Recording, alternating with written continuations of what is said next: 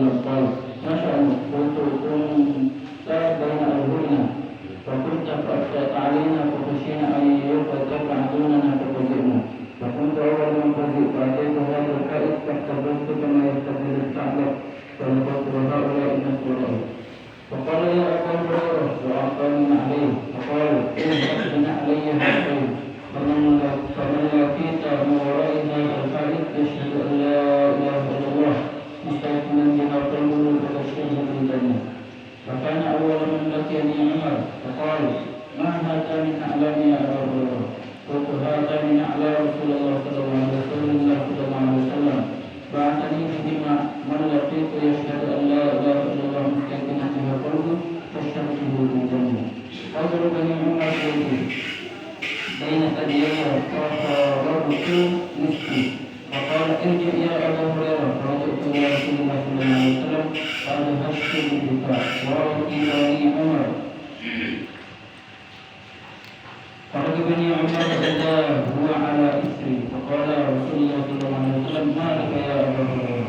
قلت لقيت عمر فأخبرته بالذي بعثتني به فضرب بين ثديي ضربة فرأيت نصفي فقال ارجع. قال رسول الله صلى الله عليه وسلم يا عمر ما حملك على ما فعلت؟ قال يا رسول الله بأبي أنت وأمي أبعثت أبا هريرة بنعليك من لقي يشهد أن لا إله إلا الله مستيقنا بها قلبه بشره بالجنة؟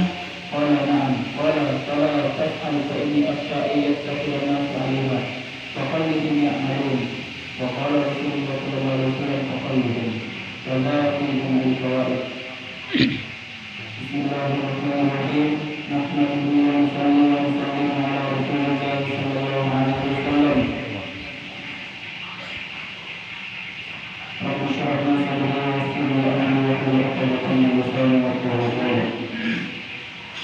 Bab mengenai keagungan iman, kebesaran iman, kehebatan iman.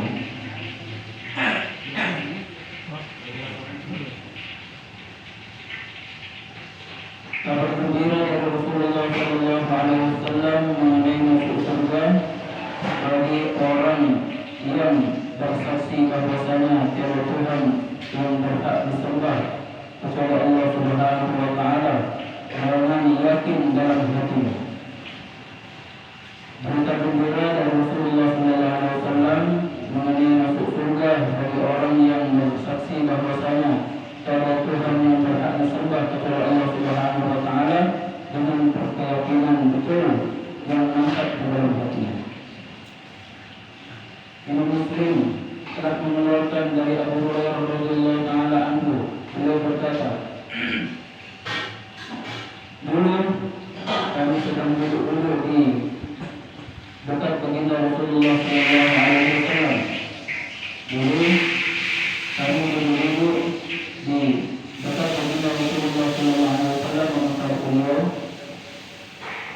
Sedangkan di situ ada Sayyidina Abu Bakar dan Sayyidina Umar radhiyallahu taala anhuma dalam sebuah rombongan kecil.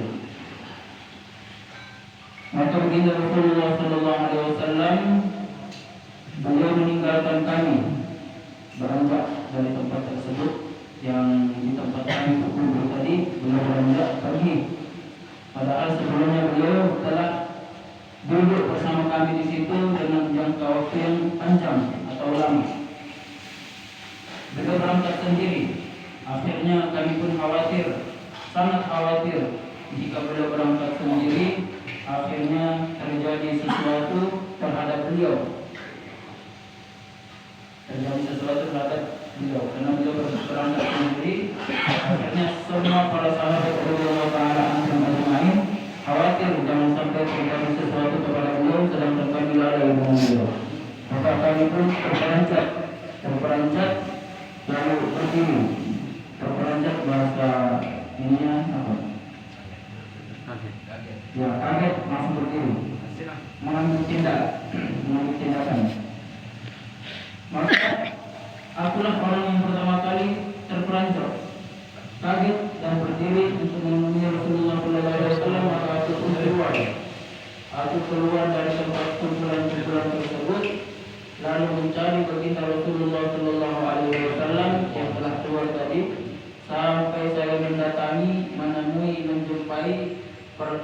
perkebunan yang mana kebun tersebut dipagar. Haitan, perkebunan yang dipagari dengan tembok atau dengan kayu. Intinya kebun yang dipagari milik kaum Ansor. Kaum Ansor Bani Najjar. Maka aku pun berputar-putar mengikuti mengikuti pagar tersebut, kebun yang dipagar tersebut, sehingga saya menemui pintu. Ternyata pas saya keliling-keliling tidak ada pintu masuk. Tidak ada pintu masuk untuk ke dalam kebun tersebut. Ketika saya dalam keadaan seperti itu, keliling mencari pintu bagaimana supaya saya bisa masuk ke dalam kebun ini, karena memang dipagar. Jangan sampai baginda Rasulullah SAW di dalam kebun tersebut terlukai, terjadi sesuatu di dalamnya, karena memang beliau berangkat sendiri. Maka tiba-tiba ada petunjuk. Beliau melihat sungai yang kecil masuk di dalam lubang atau aliran-aliran air yang sambung kepada kebun tadi. Kita bayangkan aliran air. Robi di sini ini sungai yang sangat kecil. Kita artikan saja aliran air yang kecil. Maka beliau melihat itu. Karena tidak ada pintu memang, dan beliau tidak berkeinginan untuk manjat. Akhirnya apa? Dalam keadaan seperti itu, akhirnya beliau berusaha untuk masuk menemui baginda Rasulullah SAW. Berusaha untuk masuk menemui baginda Rasulullah SAW lewat daripada pintu tersebut, lewat daripada aliran air tersebut. Maka baginda Rasulullah SAW bersabda dan bertanya kepada beliau, yaitu Abu Hurairah, apakah engkau Abu Hurairah? Iya, saya wahai Rasulullah SAW. Maka beliau bersabda, apa yang engkau inginkan? Ada urusan apa engkau wahai Abu Hurairah? Aku pun berkata, engkau tadi bersama dengan kami dulu-dulu, tiba-tiba engkau pergi meninggalkan kami, maka kami pun khawatir. Kami pun khawatir jangan sampai terjadi sesuatu kepada engkau, lalu kami lalai kepada engkau. Maka aku pun orang yang pertama kali terperanjat, kaget lalu mengikuti engkau. Lalu aku mendatangi kebun ini yang telah dipagari, maka aku pun usaha masuk ke dalam kebun tersebut sebagaimana masuknya kancil di dalam lubang kecil. Memang lubang yang dimaksud itu memang lubang kecil, jadi beliau berusaha untuk masuk sebagaimana kancil yang masuk ke dalam lubang. Susah payah. Ini demi Rasulullah SAW. Pokoknya jangan sampai terjadi sesuatu kepada beliau. Aku pun masuk dan orang-orang manusia tidak mengikutiku, mereka di belakangku. Hanya sampai di balik tembok saja. Hanya sampai di balik tembok saja. Maka baginda Rasulullah SAW setelah aku menjumpai beliau pun bersabda, wahai Abu Hurairah, dengan sambil memberikan kedua sendal beliau yang mulia. Wahai Abu Hurairah, sambil dikasihkan sendal. Wahai Abu Hurairah,